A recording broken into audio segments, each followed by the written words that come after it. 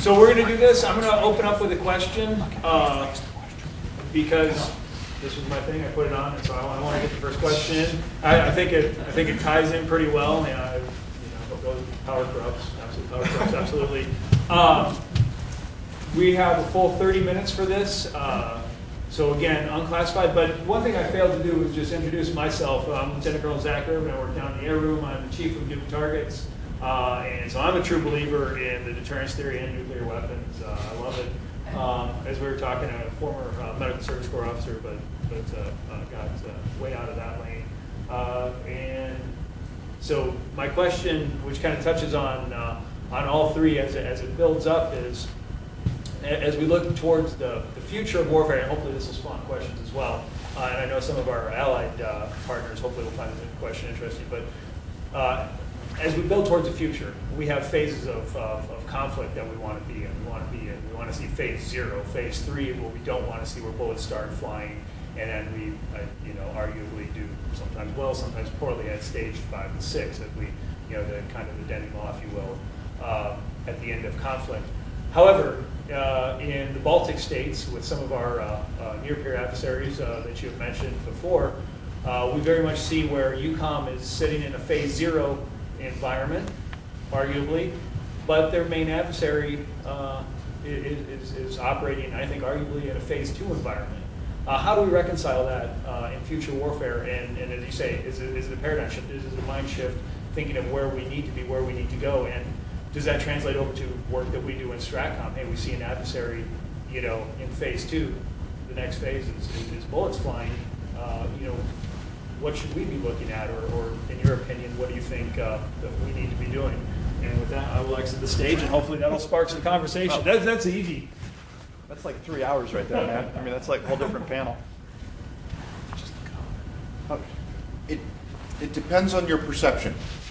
I'm going to rephrase the question so that I can answer it in the way I want. And if that's too long, we're getting. Yeah, it's completely that's a way too deep question. I'll try to make it shorter. What happens when you're at different levels of phasing, if you're at different levels of conflict? I'm going to answer it that way. So I'm going to paraphrase your question. I wrote a piece, and it's about the perception concept, and it has to do with cyber war. Okay, the idea is there are cyber attacks daily on the United States and the DoD and all of our servers and all that kind of thing. At what point does it become an act of war? Well, it depends on who perceives it as such.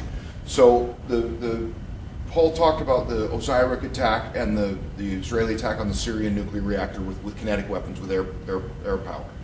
Those could have been perceived as an act of war because they were absolutely overt and massively destructive. But neither the Iranians in '81 nor the Syrians in 2007 said, well, this is an act of war, we're just going to kind of ignore it. The cyber attack with Stuxnet, sorry, the Iraqis, I said the Iranians, I meant the Iraqis. The Stuxnet attack on the Iranians could have been perceived as an act of war as well. In cyber, you get an attribution problem, but it takes two to tango. It requires a perception of an act of war by the person that is being acted against. So even though there are Chinese attacks on the United States every day on the Department of Defense, we have not elevated cyber to the point of acts of war so that open conflict emerges between the United States and China for a number of reasons. It's probably a good thing. And I use the analogy in class, if Belize were to attack the DoD with a cyber attack, we would go down and crush them because there's nothing they can do. But when it becomes a peer-to-peer adversary, then we're less likely to call it an act of war, and you try to use diplomacy to work things out. So it comes down to the perception concept, which is another added layer of difficulty when we talk about conflict and the spectrum of conflict and the phases of war. That's how I'll answer that question. Go ahead. How do you guys look at Clausewitz? Clausewitz bases about total war. Is that even relevant anymore with an adversary or adversaries that will fight in a totally different spectrum as we have seen so far? Sure, I'll start and then you guys can pick it up. But we have a class at ACSC called War Theory, and we teach Clausewitz for a couple of days. We still use them, but in the Kantian sense of here's an absolute ideal model and then we work our way backwards from there. And that's how Clausewitz sets up his argument, where he says, this is ideal absolute war in theory, but here's all the reasons why you're never going to get there. And then we start talking about all the other reasons and things why you don't get to absolute total war. But I think it's still a good construct to use for the theoretical idea of what war could be, and then we use examples of where war has approached it the closest. But arguably, you're absolutely right. Arguably today in the 21st century, we're going to be down way at the other end of the conflict spectrum than absolute total war. But that's where we add in the nuclear weapons and deterrence theory that says we're never going to get there because we're going to try to deter that end of the spectrum. I would say that Clausewitz still has massive modern utility. He's a good way to look at any form of conflict by breaking down the different elements that have to go into a conflict. He talks about violence, he talks about reason, he talks about chance, and how all of these things come into play. He talks about the government, the military, and the people, and how they all have to essentially act in unison to make the most efficient war possible. And when they're not in harmony, when they're not working well together, that actually means you fall farther and farther away from the ideal. I think that's true even in the cyber domain, though violence does not necessarily have to be limited to the physical realm. It is possible to destroy information in the cyber domain. And there's a lot of cyber theorists that would argue that that's an example of cyber violence. The destruction, the transformation, the sabotage, the espionage, these are all examples of violent acts that are confined to the cyber domain, so we don't often think of them that way, living in the real world, for lack of a better term, but they can often have the same effects as a kinetic strike might. And so there's a lot of people who conceptualize that as fulfilling the Clausewitzian concept of violence. In 2012, Secretary of Defense Leon Panetta announced that the United States reserved the right to retaliate in other domains for cyber attacks. Whether we've done that or not is kind of a secret in some ways. We talk about the attacks that the Chinese launch or the Russians meddling in our elections. We don't talk a whole lot about the types of operations that American cyber operators engage in every day as well. So former commander of Cyber Command, Keith Alexander, used to characterize it. He said, look, the Chinese are like drunken burglars when they get into your system. They might manage to get in, but you're going to know they were there. They make a lot of noise, they break a lot of things. And he said, he was over speaking to a Chinese group, and he said, you guys think you're really good with what you do to us, but you should see what we're doing to you right now. And he just left that in their minds to see, He said, I'm not going to tell you whether we're doing anything or not, but now you're going to have to start looking through your systems and wondering. The reality is, anytime you use a cyber exploit, you then essentially illustrate the mechanism. It's very hard to replicate that as soon as somebody figures out that the exploit was used. So how many exploits is the United States government sitting on? Nobody knows. But those exploits might get closed, either accidentally or on purpose, even without somebody using them. And so there's a certain incentive to use exploits the moment you find them, but there's also an enormous incentive to hold on to that really juicy one that you don't think anybody else can figure out before you choose to use it. And so it's a weird, complex problem as a result. All the Chinese want you to believe that they were in your living room, but they were actually in your master bedroom, Sure. but you never knew that. And it's in their own interest to have us paranoid about what they're doing. Part of the reason that they're so overt with a lot of their cyber attacks is to make us expend the effort in trying to defend against all of the different attacks that we can possibly imagine. And if we start defending against exploits that we have discovered, we kind of illustrate what those exploits might be at the same time. One thing to keep in mind, though, the vast majority of computers in the United States are running licensed copies of Windows. 90% of the world's PC computers are running unlicensed copies of Windows, which means you can't update the security on them. If you have a pirated copy of Windows, you can't download the updates from Windows to keep it safe. As a result, the United States has actually an enormous advantage in that our people tend to actually be following the rules on such systems. Now, Chinese government systems, not necessarily running pirated copies, but the private systems of most citizens in the rest of the world are wildly open to exploitation on things that shouldn't work for anybody. Metaphorically speaking, these are the people that will still fall for the Nigerian prince scam. Where we all go, you got to be kidding me, who would fall for that? That scam continues to propagate because people continue to fall for it. And in the same way, we think, how could your computer possibly be so wide open to exploitation? Because you can't afford a licensed copy of Windows. Far and away from Clausewitz by the end. Yeah, it happens. Sir? So I'd like to direct this question to all three of you. I'll go first. Peter Singer and Sean Fates have made the hypothesis that the more you remove the likelihood of retribution from action, state action, more likely the state is to engage in more adventurous foreign policies, whether that's through the use of third-party intermediaries, mercenaries, criminal or other non-state actors. So what effect does that trend that we've been seeing over the last 20 years or so have on the implications for future warfare for the topics that each of you discussed? You want it? I'll take it, because I think this goes back to the first question about when we talk about phasing, when we talk about our approaches to conflict. Okay, what does phase 0, what does phase 1, what does a deterrence phase look like now? I mean, with STRATCOM would have a definition of deterrence that is by and large focused on certain munitions and certain capabilities. When we start, I think we need to start thinking about extended deterrence, conventional deterrence a lot more often. What's the difference between conflict and competition? Dr. Pavelec previously mentioned this war theory class that we talk about. And one of the things that we talk about is hybrid war. And this even gets to the Clausewitz point of old wars versus new wars. Okay. Russia today does not act like the Soviet Union did 40 years ago. Even though there's elements in what you would see in the Gerasimov doctrine and some of the other things, like the classical principles like Maskirovka and other things, we see these things still functioning. What does this mean for our approach? I think we need to reconceptualize and consider the elements of power that we have available to us beyond strictly military options. A lot of this stuff gets into realms that, due to classification, when we start getting into space, when we start getting into cyber capabilities, these are things we aren't able to discuss in full, although I think Dr. Springer did a good job mentioning the type of things that we need to consider.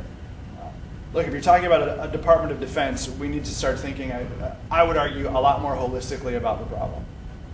Recognizing that while we have the large M component of the dime, there's informational and economic components that we need to probably start leveraging or at least thinking about using.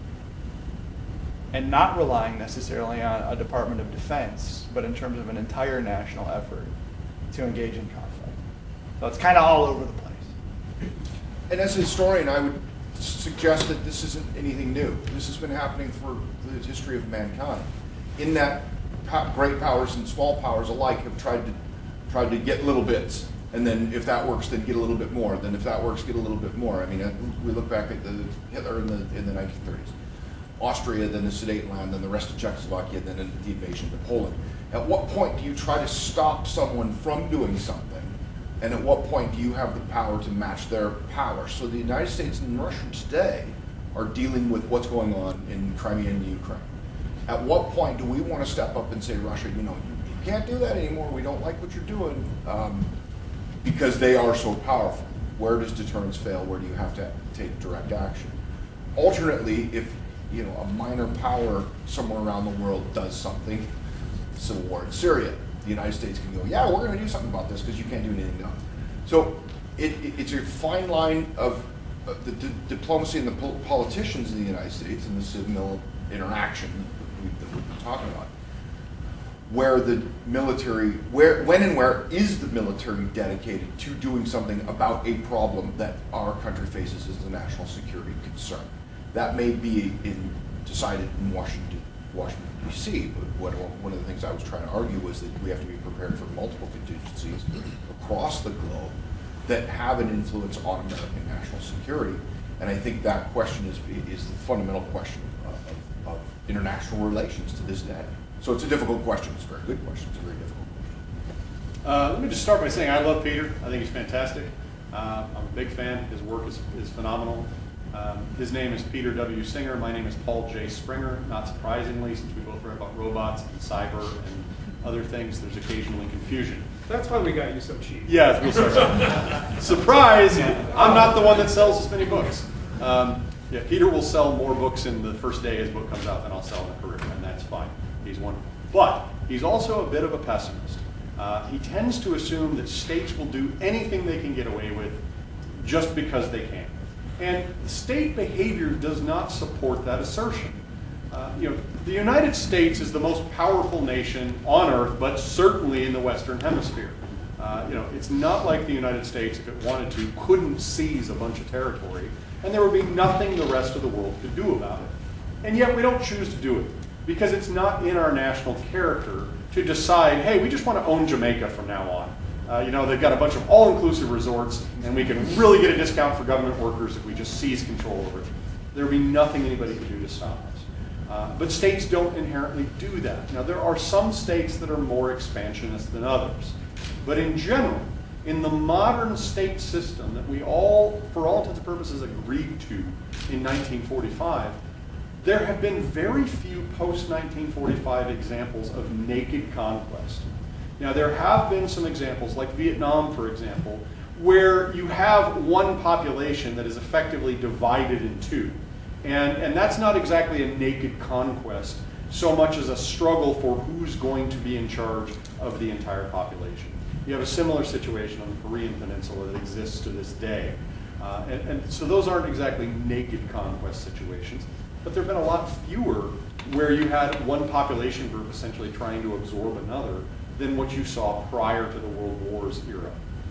So I think, in large part, nation states have accepted the existing order for the most part. There don't seem to be any actors that are 100% determined to upset the nation-state system, except non-state actors.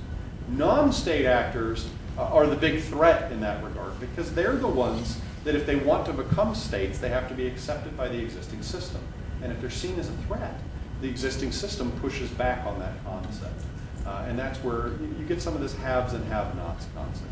I mean, we can't pretend that the United Nations wasn't set up by the Big Five primarily for the benefit of the Big Five. It was very much an effort to make sure that each of the biggest world powers at the end of World War II had a separate sphere and would not get into overt conflict with one another. There's been some friction. There's been friction that Americans don't really know about or pay attention to on the whole. So you look at the Cold War and you'll find that the Soviets and the Chinese got into 3 separate border wars that most Americans have no idea, because most Americans assumed they were just one big communist bloc. In the Korean War, we know there was Soviet participation. There was overt Chinese participation. But the Chinese that are participating in the Korean War are the very same communist Chinese government that is stripped of a UN Permanent Security Council seat. The seat stays with Taiwan after the Chinese Civil War, and that does not change until the 1970s. So effectively, China is trying to get themselves recognized as one of the haves, one of the big players. It's kind of one of those historical fluid kind of things. So I love Peter's work. I buy everything the moment it comes out, but I'm a little more of an optimist than he is. I have no idea who is next. Whoever's most aggressive, jump on that. Okay. Everybody just looked at you, so Okay, there we go. it must be the case. Dr. Springer, you mentioned, and it gave me pause when you said both with this Army, both the nature and character of war were both changing. And I was just thinking, wouldn't it be more of just the character and not the nature? So the character, definitely.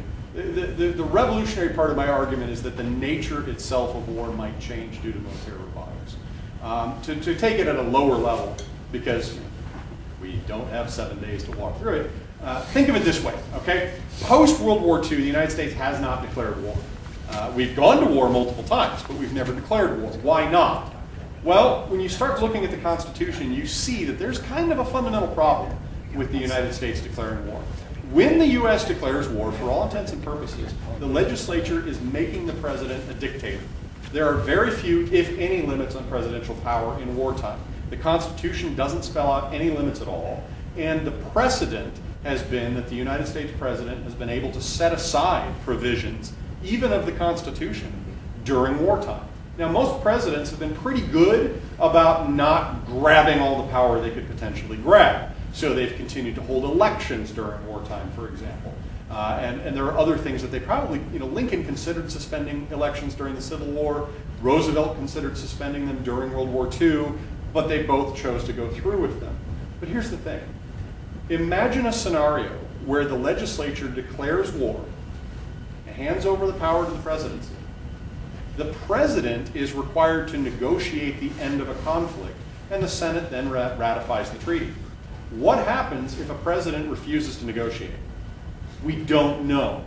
We're not sure. But we know over the course of the last 150 years or so, the executive body has become much stronger than it was in the early days of the Republic. The presidency's power relative to the legislature has been on the rise. To try to check some of that power, the legislature created the War Powers Resolution in the aftermath of Vietnam. And in theory, this essentially prohibited the president from sending troops into conflict zones without getting the consent of the legislature.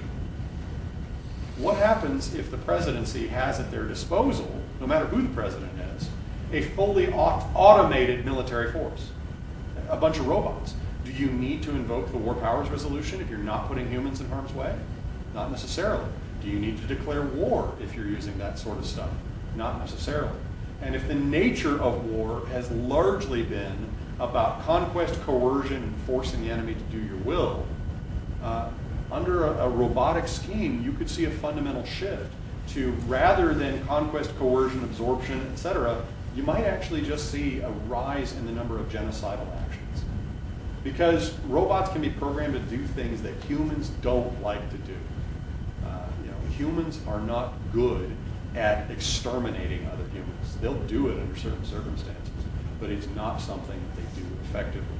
In general, we have this assumption that it's one thing to fight against a force that's fighting back. It's another thing to kill an entirely innocent, defenseless individual. Robots don't have that distinction. And there's no guarantee that you can program that kind of a distinction in.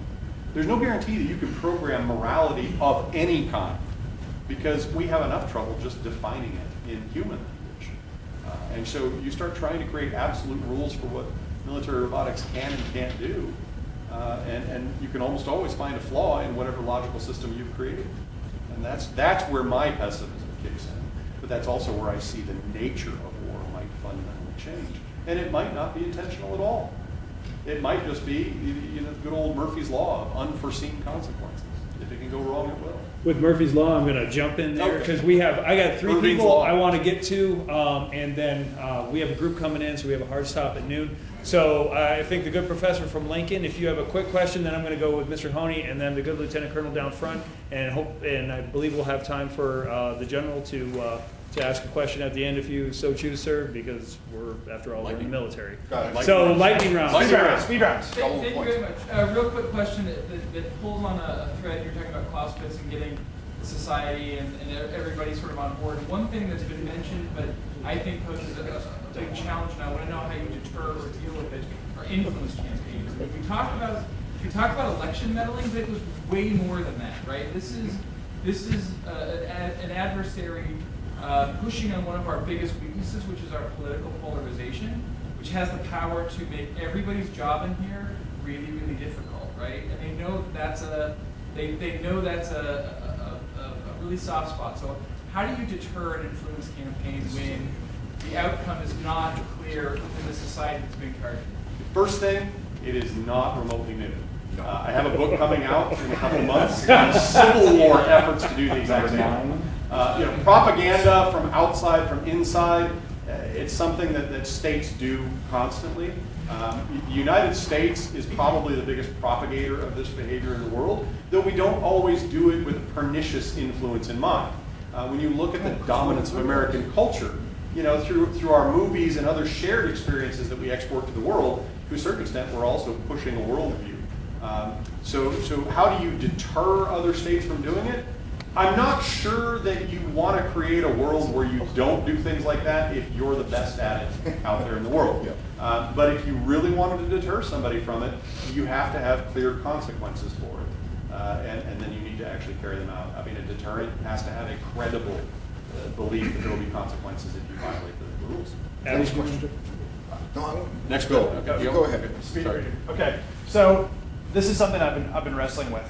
If you look at the Clausewitzian Trinity, when you think people, government, military, and we know what we know about the influence of American voters on the political process, it's possible that, and this gets to a nature and character of war issue, and the Clausewitzian part, that you're seeing a short-circuiting of that triangle, because the population, by and large, has been marginalized in terms of the government decisions and military decisions. So there's that work. The second one is there was a piece a couple years ago in the American politics literature that said the effect that the American voter has on policy preferences is zero. So where this becomes important then is that the only place where it is possible for the American voter to influence the political process is literally by the people it chooses to put, the electorate chooses to put in office. So, how do you deal with an influence campaign then? What do you do in terms of Facebook? What do you do in terms of social media? What do you do in terms of, as PJ says, look, if you're the best in the world at it, is that necessarily a direction that you want to go away from? Is that something that you want to give up? I mean, are we better off preserving things like voter security and electronic security for voting processes? I mean, these are the types of decisions. I'm jumping in there. Mr. Honey. Please throw in the card. I think my former professors at Carlisle out there sort of killed me if I had not asked that nature versus character I had to question. ask. No. But I guess that rolls. What You do happens this prep. when you run out of robots? Don't we just roll right back into the Trinity and get back into the nature versus character argument? Well, the humans don't normally give up just because they can't win. We've seen that time and again where people will continue to fight a war long past the point where they can win. So yes, if my robots and your robots start fighting and mine destroy yours, then you're going to start throwing humans into the mix. And my robots are probably going to wind up slaughtering enormous numbers of humans. And just historically, people don't quit when we know they probably should as a third party observer. So yay, we're making war worse. Great. And just really quickly, there's a new basis of literature, if you will, on the new war theories. And Mary Calloway at London School of Economics, King's College, is sort of leading the charge on this concept of the changing nature of war. And she argues that there's this concept of cosmopolitan war. I can give you some things to read. But the idea is that you're not trying to win, you're just trying to belong.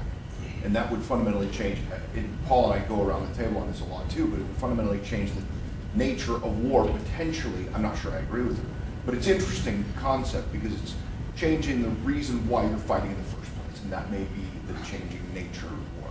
That's the short version. Good. Sir. Speaking still. I'm going to attempt to keep it short.